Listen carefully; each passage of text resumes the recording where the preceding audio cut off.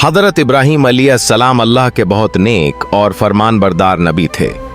उनकी ज़िंदगी का सबसे बड़ा इम्तिहान उस वक्त आया जब अल्लाह ताला ने उन्हें ख्वाब में हुक्म दिया कि अपने प्यारे बेटे हज़रत इस्माइल को अल्लाह की राह में कुर्बान कर दें। ये सिर्फ एक ख्वाब नहीं था बल्कि अल्लाह का हुक्म था।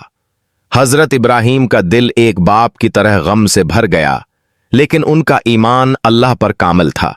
जब उन्होंने हज़रत इस्माइल को यह बात बताई तो उनके बेटे ने सब्र और यकीन के साथ कहा, अब्बा जान, आपको जो हुक्म दिया गया है वही कीजिए। इंशाअल्लाह आप मुझे सब्र करने वालों में पाएंगे। ये सुनकर हज़रत इब्राहीम की आंखों में आंसू आ गए, लेकिन दोनों बाप बेटा अल्लाह की रज़ा के लिए तैयार हो गए। फिर वो दोनों एक सुनसान जगह की तरफ रवाना हुए, जहां हज़रत इब्राहीम अलैहिस्सलाम ने दिल पर पत्थर रखकर अपने बेटे की कुर्बानी देने का इरादा किया। लेकिन जैसे ही उन्होंने अल्लाह का हुक्म पूरा करना चाहा, अल्लाह ताला ने उनकी कुर्बानी कबूल फरमा ली और हज़रत इस्माइल की जगह एक दुम्बा भेज दिया।